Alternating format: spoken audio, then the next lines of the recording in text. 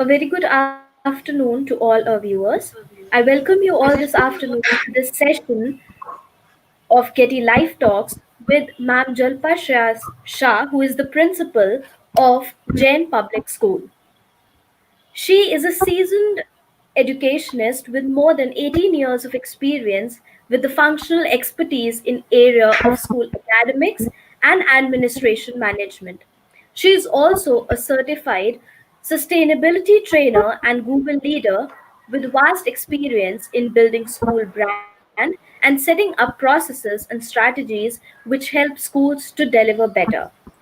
I once again welcome Ma'am to our session, and today she'll be speaking on challenges and innovations, a leader's perspective. So, over to you, Ma'am. Good afternoon, Shivani. Thank you so much for this wonderful platform. I'm also thankful to this global initiative training talks for giving this platform to share my opinion. It's a huge platform, and whatever I'm going to share, my ideas is from what all experience I have gained all these years. Hope it is useful to the fellow educators. I would want to share my slide before we proceed further.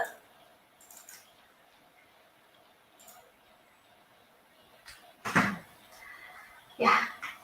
So a few days back, I was moving. Like I saw this picture in one of our principal's WhatsApp group, and it hit me very clearly. It is describing parts of a principal. Like, of course, she should have, or he or she should have an eyes which to notice the great work people are doing, mouth for saying kind and encouraging words when you're managing so many stakeholders, hands for signing important documents, waving to parents, clapping for the kids, encouraging them, nice clothes, of course, as you represent your school, and to feel good about yourself, a smart mind to identify what is the talent each child or each stakeholder is having and effectively utilizing that. Ears for listening carefully, taking feedback from all stakeholders, a heart to empathize and care about everybody, and of course, a fit walking around the whole campus, seeing the classes and feeling great about the place where you are. Now, when so much is expected, or this is a function of a principle, definitely we have our own challenges. Each one of us in our journey would have faced some or the other challenges. So, it is imperative that whether we take those challenges as challenges and stick over it, or build up new avenues which opens new doors out of those challenges. So here I'm going to, as Shivani said, I'm going to share a few of the challenges which I came across as in capacity of my role of an administrator or a principal, and how together we faced that and we came out of it. That's what I'm going to share today. So that's what I have brought on my platter. Now, the biggest challenge which I see for a principal or a head of the school in this time. Now, before I come to challenge, I would want to give you a background of it. Now, there was a time when education was product oriented. When I say product oriented means it was defined by a prescribed syllabus given by schools and colleges. Children are taught that over a period of time, and at the end they are asked to write an exam, a 3 hours exam, and they are given a score. And this score defines their journey. The scenario is still the same. But one thing I can confidently say that now there is a shift from education as a product to education as process oriented. People, all the stakeholders have started realizing that the most important thing in these times is to see that our end goal is not just that marks or exams, but what are we doing in that journey? How are we equipping not only our children, ourselves, our teammates with those skills which are going to help them to face the unprecedented challenges of the real life. So there is a paradigm shift from education as product to education as process, where we are very keen to find out new ways and approaches through which we can inculcate skills in our children. Now, when I talk about skill development, so that means as a head of the school, we should have definitely have a blueprint. Every principal would be planning her academic plan in the beginning.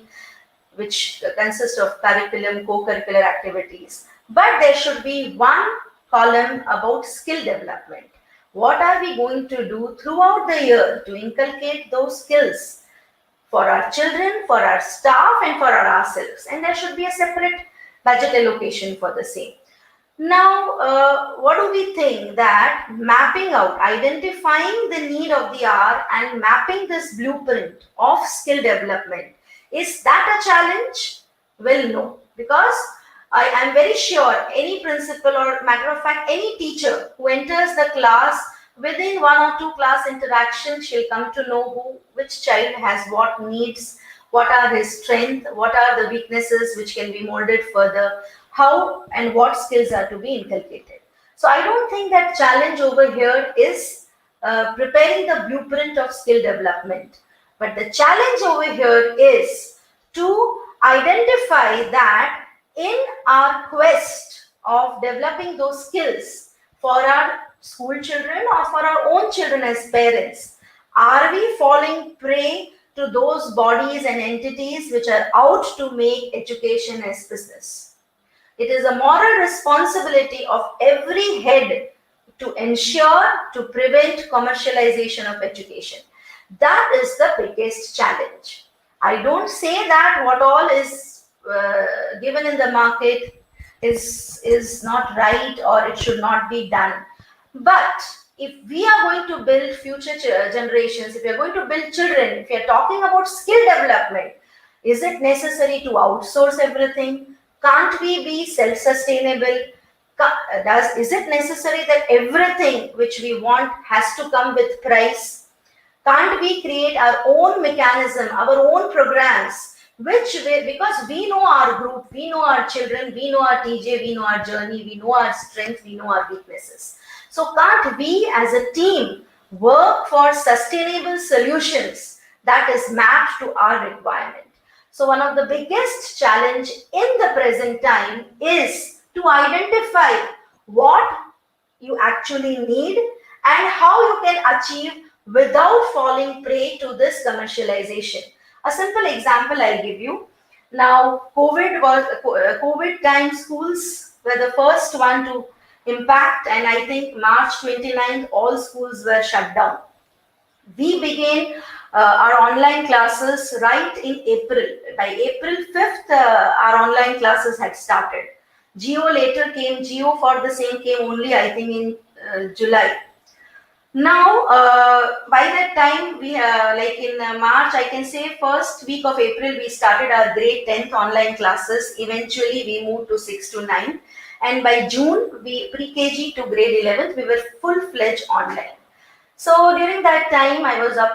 My trustee sir approached me that there was a association of management bodies, and they had arranged a webinar where they were going to discuss about modes of online classes and other things, because Geo was recently circulated as schools will have to go online.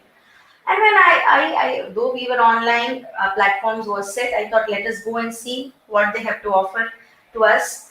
And I was shocked to be when I saw that the same platform which I have been using since last 10 years, Training Schools Pan India, was sold there for a cost of per child. The same platform which is supposed to be free for students, free for education. So that's what I'm saying over here, that the challenge is to identify that it is very important. There are a lot of things outside, but what you need, how can it be done in a sustainable way, and to ensure that, because when you buy such platform, you are going to have a cost to company, which eventually who is going to bear? Your parents. So it is our moral responsibility to that this is the challenge which I felt, is that it is a moral responsibility to identify such things and to work towards minimizing such kind of activities which are brought into education these days. And I also feel parents are also an important stakeholders to this. In recent times, I would not name that brand, but I could see that ad. The child is doing some coding work, and there are people fighting to give him job. He's maybe a 10 to 11 years child, and there was craze about that coding. And I was asked by my fellow family members, we are sending here. What are you doing? So, amongst parents also there is fear of missing. This child is doing that. Oh, I didn't keep my child anywhere. Let me do something about it. What if he is not going to lag behind if he doesn't do one coding? I don't say that we should not go for coding. I'm just giving a general example that this all is mind games which are being played. So it is a responsibility of every stakeholder to develop those skills before falling prey to such commercialized activities, to do and do a right choice and to do the practices which are sustainable. That is how I would see that is a solution to this challenge. Now, what did we do to overcome this challenge I was talking? I have always looked for solutions which are sustainable, as I always say, economical, and it should not be a cost to company, because if it's cost to company, it's cost to parents, and which I am dead against. And when there are a lot of things which we can do on our own, why we need to outsource this? There's nothing wrong in outsourcing if we have value for money. But when the same thing we can do as per the need of our TJ, why can't we do it? So here, as my priority was when I started online classes, my priority was to optimize my resources. I wanted to make sure none of my teachers are laid off and I'm giving enough workload to them, so we cross this journey throughout. My also priority was that I was responsible towards the management, since fee collection was an issue.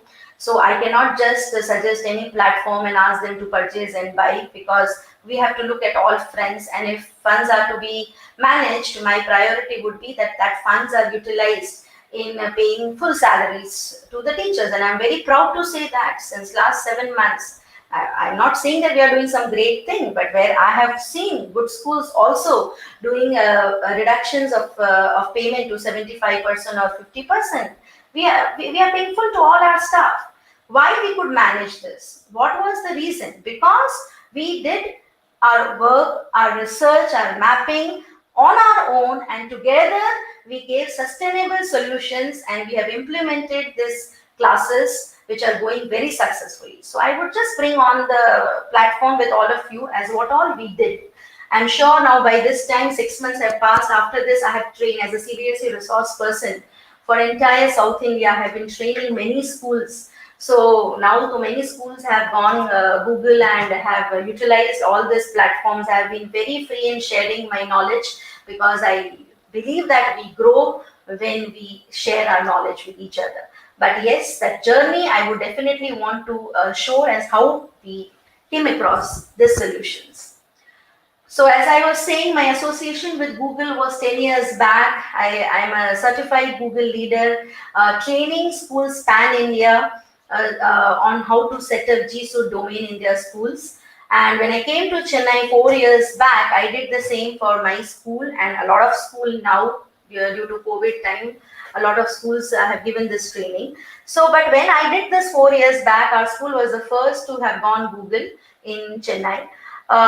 Initially there was a bit of reluctance from our teachers also. Like at that time, they used to feel, ma'am, we know how to make a presentation, we know to do the mails. What is the need? Why we are doing it? I said, what's harm in learning if something is coming our way? Let us set up, let us get trained. If you don't want to implement full-fledged, that's fine, but we should know it, and that's how the journey started. So we have been using this. So I can say that 4 years back, we had set up the GSUD domain for our school. And then when in March, suddenly the lockdown came, and I said that we were very quick in implementing the online classes. One of the reason was that we had those skills. That's what I'm saying. We didn't wait for a problem to come and then brainstorm and think for a solution. But we already had those skills 4 years back to work with this kind of domain. So what we just had to do is a quick meeting with all stakeholders. That's how we are going to do it. We had a class-wise plan, and we were already trained. One brush up was taken with all the stakeholders, and gradually we went online. So initially, as I said, that we started in April first week itself, and by June the entire school was online. Now at that time, we were not having this idea that this lockdown would extend to such an extent. We thought maybe 2-3 months things would be normal. So by June, we did not think of any assessments. then when the scenario was that schools might not open, and one thing which I am very particular about is learning outcomes. Whatever we do, smallest thing which we do in our school should be outcome based, otherwise the entire exercise, the entire manpower, human power, resources goes waste. So that question was behind the back. At the same time, I was saying there were a lot of mails, ready assessments module, internal assessment module. A lot of things were available in market, but we thought we'll do what we are having. We'll try to do with that. So we started assessment with Google Forms. So in the form of the quizzes also you can do. And for higher grades, I was very particular that I did not want children to lose on their board practices. So I did not want to give assessment in the form of quizzes for grade 9 onwards, since ultimately they have to write their board exams. So for there also, but in the Google form, there is an option grade by hand where you can put 2 marks, 3 marks, 5 marks questions. So that is how the assessments started. And I would say that so far we completed as how we do it offline with UTs, half yearly, and for grade 1 and 2, anecdotals, everything is in place because we were ready for it. We were ready for it because we had learned some skills which we never knew where we will apply. So I constantly tell myself, I constantly tell to my team, my children, that we should always learn something new, something, some avenues which we have never explored in our life, because you never know when you will get a chance to use it. So then this I have brought on board because this was very unique. We all know what's a Google Calendar and we would be using it very casually. But how we integrated once this entire online system started. Our timetable for the online classes, UTs, half yearly, we also have a guidance session program for our board aspirants where we invite a CBSE resource person for a guest lecture series. So all that was mapped, planned and plotted in the calendar, and this is integrated with the website, and the parent can also sync their calendar so that they get automatic pop-ups whenever the event is. So this is how also we manage our information apart from the other information management portals that the school has. As I was talking about the assessment, we did it, we are successfully doing it. Now, once we started with the assessment, now there are 70 to 80 children, and maybe a teacher is teaching 2 grades, 3 grades. So as it is, teachers were working from home, they're still working from home with their family responsibility. Hats off to the entire teaching fraternity, how they have carried this well. But there was a constant thought which runs in my mind, how to minimize the work, how to empower them so that they spend a little time and get maximum output. So when we started with the assessment, but the next question is that a teacher has to like if she's teaching 2-3 grades, she has 70 to 80 children, and then as it is, she's spending a lot of time online making the content, then she delivers that content, and then assessments. So what we did is we searched for this app, and it is available in the Play Store, Flubero. You just have to install it in the sheet where the children are going to do their online assessment, and you have to feed the answer key, as we have answer key in our physical test also. So the answer key has to be fed. The entire 80 to 90 set of paper get assessed automatically as soon as you activate Flubero, and within fraction of time the teacher has results in her hand. So this is, and again this is a free app which is readily available. So then and as we started our journey online, we came across the challenges. As we came across the challenges, we seeked the solutions, and now I can proudly say that since so many months we are running it very successfully, and we have not compromised on the content. Like we are not just sending videos or 1 or 2 random worksheet. Whatever was planned in the month of March as a part of this year learning outcome, the same modules are done online, and a lot of research and planning went into it. That was possible because I would again want to stress that we had those skills, we were prepared. We never knew that this is going to happen, but we had those skills to deal if such things happen. So then now to everybody would then comes the question of when we actually started online classes in March. I had no idea, though I was doing a lot of things. Jamboard, maybe Jamboard was introduced only few years back, so I was not very much familiar with the Jamboard. Then one of the teacher raised the concern, ma'am, maths class, I need a board. What do I do? And then we search and we come across Jamboard. Jamboard mathematical expressions were difficult, so we search for some virtual boards which are now online, readily available. So that is how, as we came across the challenges, we found the solution. Now this virtual blackboard, it is mobile friendly. It can be downloaded. The entire through this app, you can record your entire class. What we do is we record our classes, and as a backup, if the children are absent, we also send recording of those classes, so that a connect is established. Children don't feel that there is a gap. So parallel recording features are also available in these virtual boards. Web whiteboards. These are so many tools that are readily available. A little bit of research and planning will help us to achieve what we are looking for. Now, why I'm categorically bringing this to see when I'm talking about challenges and solution. See, many a times we think that, oh, solution is very big. You need to think big only.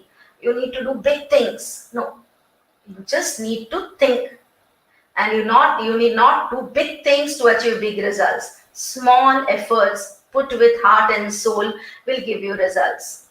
CBSE gives so many circulars. I don't know how many of us read thoroughly, but when the online classes and all were initiated, they have given full technical support as how the teachers can make their content, from where they can take their content, and all the details have been given as what are those apps which are freely available, which we can use for resource development, where to go if we want a guest lecture program, where to go if we want a video, where to go if we want an online lab. So if we do a little of research within our community, we'll get solutions rather than just outsourcing or paying a hefty amount and putting a hole in management's pocket, parents' pocket. I will urge all the stakeholders to look for the solutions in and around us. So Diksha, this is one of the best platform. Now, this was launched long back by MHRD. Diksha, the full form is Digital Infrastructure for Knowledge Sharing. And I think it is launched quite back, but now during pan-epidemic, this has become the highest sought app. It is readily available on a Play Store. You can download on any mobile phone, and it's an initiative of MHRD, and it has around 80,000 curriculum linked and curated content.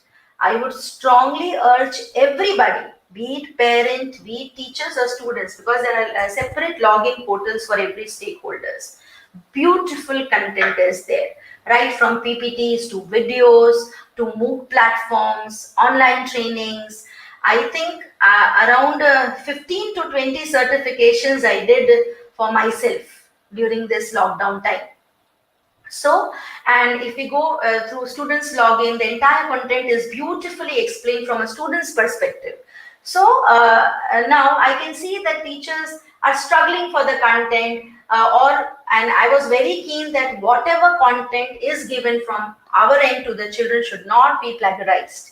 So I was very keen on that. I did not want anything which is directly copy pasted from Wikipedia or net, because we don't know how authentic it is. But when CBSE also later in the circular recommended Diksha as a platform, and it is very much mapped with all the curriculums which are aligned in India, be it CBSE, IB, IGCSE.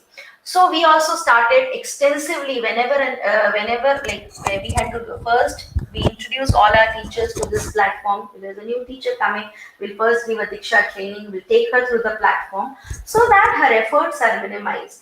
And she doesn't feel burnout in searching those content or making those content which is not aligned as per the requirement. So I would strongly recommend that we should definitely visit this if you have not gone yet. So this is an app, and it has login features for students, teachers, others, general. There are a lot of certification courses also. Then next came lab work. It's an integral part, especially for grade 9th, for grade 10th and 12th. In grade 10th, there are questions based on assessments. That is, based on your lab activities, there are few marks which are allotted to this in the board paper. Now the lockdown is further extended, so my teachers were worrying what to do and how will we train them, because without calling them, how do we prepare them? And then we came across this Ola Labs.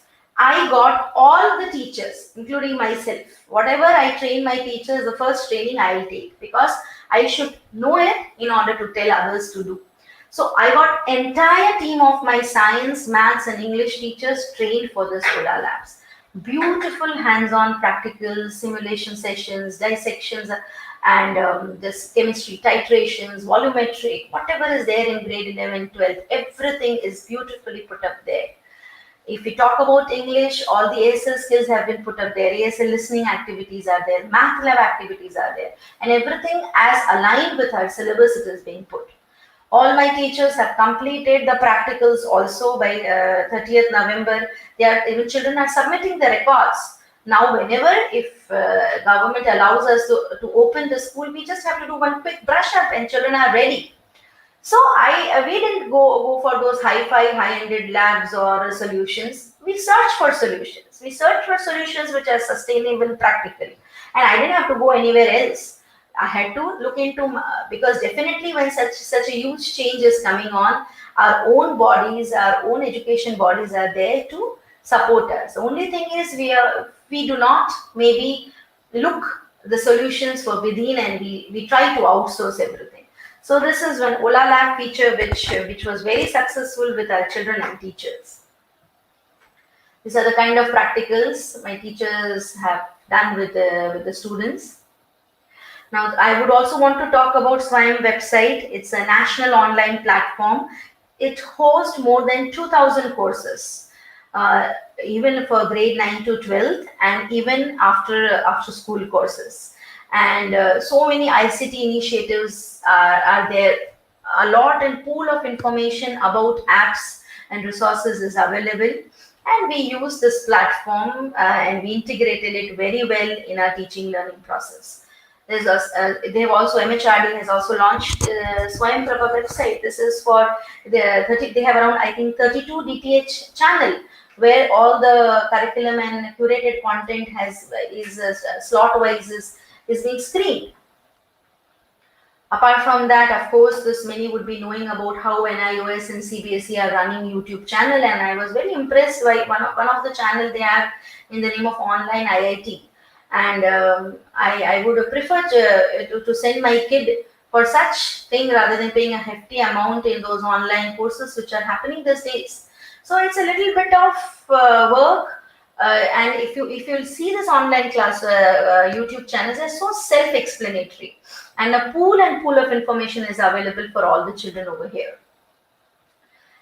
So this is now another challenge which I would again want to share my experience is about, of course, experiential learning is very important, and it is very important that we give a hands-on experience of what we teach. For example, if I'm teaching a topic and I don't establish a real life connect, the first question that come to my mind is, what is the need? Why do I even teach that topic? So it was very important for us to have an experiential learning lab set up in our school. Again, as I said, we did not want to go outside and outsource a lab and just put it. We had applied for a grant with the Tinker Labs, Atal Tinker Labs. We're just waiting for the results. And in meantime, we thought we explored what we can do, and we also use this slogan being Atmanirbhar. So what exactly we did? Now there's a huge 10 years back there was a huge boom in the market, multiple intelligence theory, Harvard Gardner's theory, and about assessments. I still see there are many people selling the MI model learning style. We'll find out whether your child is bodily kinesthetic, whether he is musical, whether he can learn through nature, and all those things are there out in the market. But what we chose to do is that what is the need of my children? Do I need the entire MI model? First, we establish the entire MI model right from assessment. How do I assess? Now, if I assess that this particular child will learn through bodily kinesthetic, is it practical? Is it possible in a CBSE setup where eventually I am preparing him for the board exam?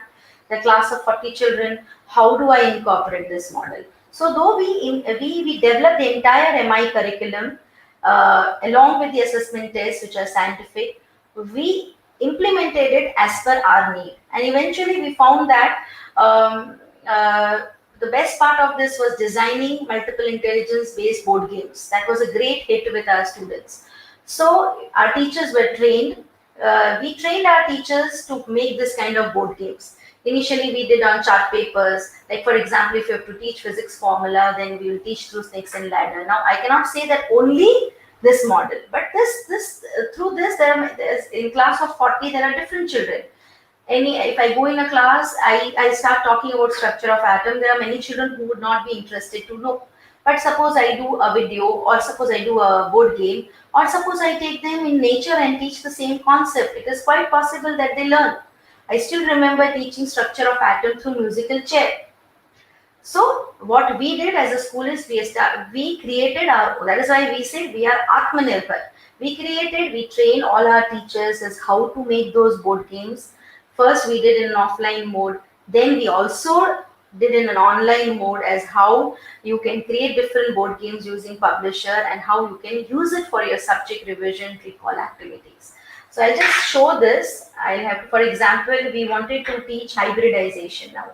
In chemistry, there is a topic called hybridization. So we created one carom. All of us would have played carom at some point of time. So carom, so here is 1 hole, 2, 3, 4. So we have labeled it as SP, SP3, SP2 and SP. That means, and all the cookies would be kept at the center. We also designed cookies. So these are different molecules which represent cookies, ethane, methane, water, carbon dioxide. Child will put all the cookies at the center. And what he has to do, he has to hit the right cookie into right hybridization hole. The molecule which is having SP hybridization should go here. So he is playing carom also, and even parallelly he is also learning about the hybridization. So that's what so we established this. We created such board games. All our teachers are trained to develop their own subject specific board games. And then what we have done is we created one MI lab. So we inaugurated an MI. So once we were confident that we have pool of resources with us and we can full-fledged have an our multiple intelligence lab. And this is a beautiful lab where we have all the kind of board games. So we inaugurated the MI lab. All the teachers enthusiastic. Still now they have mastered the art of making MI games, and as and when they keep on doing it, and they our resources gets pulled up. Children now currently during online also we are creating these games online, and we are doing it as a class activity. So as I said, in Diksha also a lot of online game quizzes are available. This is how also you can train your team to make online games and make the class interesting, because now it's a long time children are at home, so it is very important that we establish this connect. So I think this was one practical challenge which I felt that in online how to go experiential, just by showing videos or just by doing something which is readily available, or you create your own resources, being Atmanirbhar. So that is how one challenge was, taking experiential learning online, and this is how we addressed it. There are n number of apps which are available. I have a pool of list with me. Few only I could bring it here. They are not paid. You just have to do a little bit of research and you'll be able to use it beautifully. One of my favorite is 1001 Wonders of the World. It is the greatest collection of most beautiful places on the earth. Any child and a geography teacher should visit this app and should implement it in the classroom. Now, as we started online, other issues, definitely online safety was always in our mind. So, but we thought what to do concrete about it. It's fine, we have moderators for our classes, we have coordinators going on round, I go on rounds. But how to further ensure the online safety? What we also did is, we associated with cyber safety and security standard.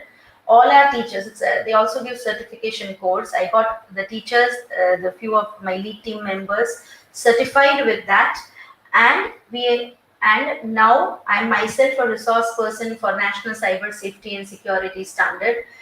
We not only take care of our school, but under that, under our hubs, whatever schools are there, we do these workshops for them.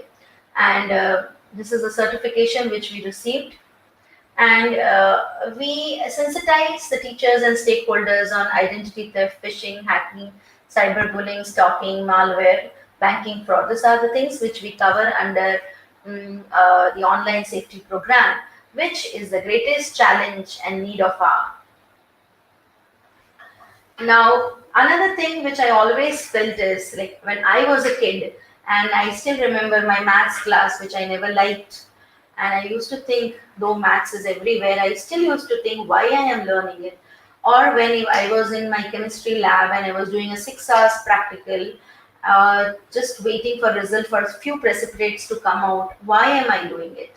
Now, when I understand, when I think, I can relate why I was doing it. I was standing there in lab for 6 hours waiting for zero point 0.5 milligrams of crystals. I was preparing myself, building resilience in myself. I feel I'm very strong at resource management. I'm very good at optimizing the resources which are available. That knowledge I gained in my chemistry lab. So it is very important that we prepare our children for the outside world. I still remember my chemistry teacher, Mr. Oswald, and it was a practical examination. And we were given, those who are in this doing this subject would know, we are given a small grams of substance, and we are asked to identify cations and anions. So we had to identify two cations and two anions, and I spilled it. I was on verge of my tears, and I begged him, sir, please give me a little bit of substance. I'll finish my practicals. He did not give me. He did not give me, and that has still hit me so hard. I'm very, very particular about the resource management, because that pain which I felt of for that 2 milligram I was not given, and then I just wrote the practical. So what we do, like, I see it's plastic parenting these days, or plastic. Everybody wants to be good to the kids. Parents want to be good to the kids. Teacher wants to be good to the kids. So nobody gives an out feedback, a correct feedback, or nowadays there are many other issues involved with it. But it is very important at certain point of time that we prepare the children for the world outside. The world outside is not going to protect, defend them. They must be taught how to face the music of their decisions. So how can we do that? Now there are so many things involved. Child psychology is there. You cannot scold, shout, touch this. So what this is the biggest challenge. Then how do I prepare them? My child cannot even sit without AC in his room. How am I going to prepare him for the outside world? What are you talking, madam? Is it even practical? Then what can we do? Then we can give them those skills which are very much required in that curricular, co-curricular, in their own spheres and domain.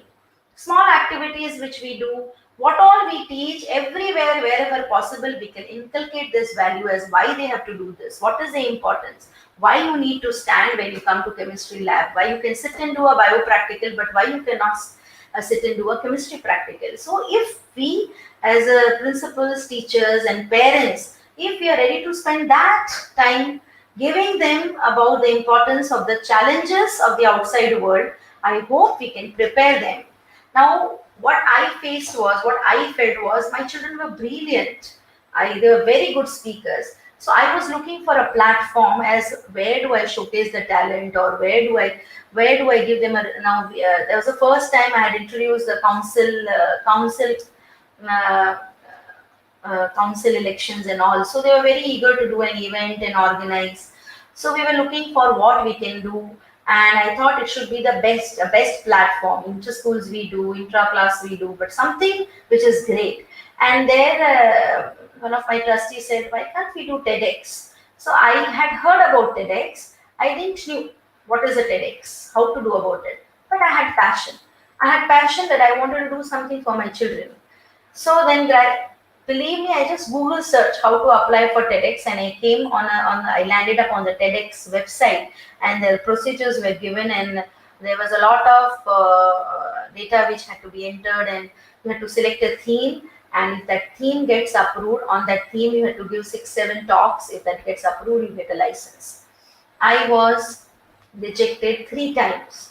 Every time my license was rejected, there came recommendation. Your license is rejected because this is not there, this is not there. Of course, my English teacher was there with me to support me in this. And but I so they asked me, what do we do, ma'am? I don't think we'll get it. I said, what harm in applying? Fourth time we'll get, fifth time we'll get. Why do we stop trying? But imagine if we get, what a big deal it would be. And on the fourth time we got the license, and we hosted our first successful TED talk. It was a, and we, our theme was conquer yourself. So we had called eminent speakers from a very diverse background who had conquered themselves against all odds. And my children were in the organizing committee. And TED has some stringent rule. If you don't follow that, even if you have hosted and done this event, there's no chance you are finished. Your videos will not be uploaded. You cannot even ask. The photography has to be at a particular angle. Even that red circle has to be at particular angle. The logo has to be at a particular angle. And I still remember I and my team member and my admin staff were there at the venue till 11:30. There was a power cut. Nothing was working. Somehow we arranged something, and the vendor was pushing. He wanted to go back because next day morning speakers were flying from all the different part, and we had to complete the setup. He said, "You give me power. I need at least 5 hours to do all this setup." And so my team said, "Ma'am, you go. We'll see something." I went back, and till 12 o'clock there was no power. Night, I got a call from my admin person, "Ma'am, what to do? Vendor is going back." Again, we drove back. Night 2 o'clock, we were there. We did some arrangement, and by 3:30, the entire team was there to get the stage ready. And the event was Excuse me, ma'am. yeah, Ma'am, I need to put some questions for you. So can you please come back to the topic? yeah, fine, fine. So should I stop sharing the screen? Yeah, sure. You may give the examples, of the challenges and innovations. Yeah, yeah, The yeah, yeah. topic. Fine, fine. So that is how we did it. So what I was saying is that this is how the challenges which we felt that we wanted somebody to be on a global platform, our children to be on the global platform, and this is through TEDx. This platform we did it. That's what I was trying to say, Shivani. I think I went a little bit. I got carried away. Sorry for that. Yeah, so I was That's looking okay. about the yeah. So I was looking for the platform where I could do tie-ups for our children, and in this online mode also. So we did a lot of tie-up and a lot of online program. So the solution which we seeked was we found a global partner through eTwinning and Global Dimension, and we have done a lot of exchange program. We also did a physical exchange program that was before the lockdown, where students from France came and visited us. But currently also we are doing a lot of collaborations. We are inviting them as a part of our guest lecture series. So it is like for every topic we go from local to global. So as I was saying, the challenge was the right kind of exposure, Vasudeva Kutumbakam, taking children from local to global, and this is how we achieved it. So these are some of the things. Now this is the most interesting part, which I am very fond of, reading challenge. Now what we faced it, we had a lot of children who were very good, but they were not able to perform because they had reading challenges. And in the same way, we had children who were from other states who could not, he did not know anything about your language Tamil, or we had Tamil children who did not know about Hindi. So we introduced our own program, which is a Katha Ratha program, and where we first break our children into 3 levels: sky, moon, and sun.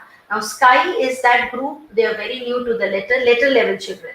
Moon is those children who are at the word level, and sun group, they can do focus on fluency in reading, but there's a problem in comprehension or interpretation. So first we developed our own assessment mechanism. We had an assessment program. We diversified our children into this group. Then we prepared our lesson plan. For example, for the basic level, the letter level, we have such 40 lesson plan card. This lesson plan card is so self-explanatory. It will tell about the activities, the flashcard, the word banks which is to be used. So the first level children would be doing this kind of work. Then the second level would be doing a book activity, pre-book activity, alliteration activity. So a whole pool of resources were built in-house by my own set of teachers to address the reading challenges across all subjects, and the program is successfully running, and we are going to also take a program with few government schools around us as a part of our seva activity. So that is one of the challenges which I think many of us come across as the basic reading writing ability, which is the foundation for any child to learn further. So we developed this learning station. Now we are doing it online also. We have allotted Saturday as our KOR classes, and the same modules we have taken online. And yes, of course, the biggest challenge is how to establish the connect. What we are doing now, how is it going to empower our children, or how it is going to connect them to the real life? That is the biggest challenge. So, what we do is all schools do this grade level seva, but we connect it with the topic which is being taught, and it is taken along at a community level where actually it benefits. So we mostly do tie-ups with NGOs. For example, what we did is we tied up with an NGO called Wound, who was working on making sanitary napkins for rural area. So there was a topic called polymer chemistry, as how polymers take a lot of time to degrade. The same way, the sanitary napkins which are available also take a lot of time to degrade. So our children were taught by this NGO how they, from the cotton cloth, they can make their own sanitary napkins and packaging, and then distributing in the rural areas or around. So this is how grade wise seva. This is one nearby school we are children, that reading program which I said that we have adopted by a nearby government school. That is how we took that program to a nearby school also.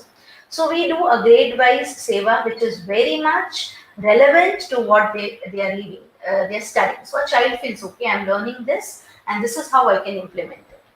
Now the biggest challenge, not for any school, is, but it is, this is the biggest challenge of the time: sustainable living. Not just take care of their own needs, but take care of the future generation. So I was very keen. In fact, I have been doing this work since quite a 15 years. Wherever I go, I make ensure that we are doing something on sustainable practices, and we run a green school program. Now, when I talk about solution as a green school program, I was dead against a green club where children are asked to draw save environment and they on a paper and they do a rally. What we are doing, we are again increasing the footprint by using that paper. So we were looking for some hands-on practical solution, and that is how say Center for Science and Environment New Delhi came to our aid. They have a beautiful do-it-yourself manual. So they trained us on how we can find out our carbon footprint of our homes, schools, offices, with regard to waste, water, energy, land. So and after finding the carbon footprint, for example, I know, oh, this is this much amount of waste friendly my school is, or this is my carbon footprint. We also have a plan to mitigate as how we can bring down the carbon footprint and inculcate a sustainable living value. So our Green School program has been running successfully across many schools. Of course, certificate initially the schools come to us because they are very much interested in certification. But still we help and we handhold, because our inner core value is that we want to teach them, as it is very important to know what is our footprint, so that we can do smart choices and save something for our future generation. So that is why we also came out with this unique Green School program in our schools, and of course many schools pan India. And one of the project which is very close to my heart is, the challenge was, I was seeing that a lot of present generation kids are spoiled. I will not say the use the word spoiled, but yeah, they don't understand how the resources comes, or how the finances are managed. So we were looking for a program as what to do, how to inculcate these values in the children, and we came with a unique solution which is provided by School Enterprise Challenge. What we do over here is that this program gives a hands-on experience on running the real world business. So in the beginning of the session, we asked children, did anybody has any business ideas, or would they want to contribute? And we encourage them to come up with ideas, develop a business plan, and it is put for approval. If it is sustainable, we also allocate some funds. And some of the business ideas which children came and was very successful. Was one child was working on business of selling jute bags, farming, selling wireless cooking products, or so these are some of the ideas that the children came with. So we provide a small fund to them, and there's a hardcore plan for that, like how the operations would be, how the marketing and sales would be, how the financials would be there, and team will work on it. So this is a small program which we initiated because we wanted children to have that responsibility of resource management and financial planning. So this is all about the challenges which we came across, or there's a lot and lot to share, but I could bring this much because of the constraint of time. So over to you, Shivani. Anything you would want to put up a question to me or about this? Uh, Ma'am, you have very well explained everything, and I just want to ask one thing, that you were talking about taking children from local to global, right? So, Yeah. how can Yes. teachers play their role here? See, the most important people over here are the teachers because they are the one who are doing that curriculum transaction.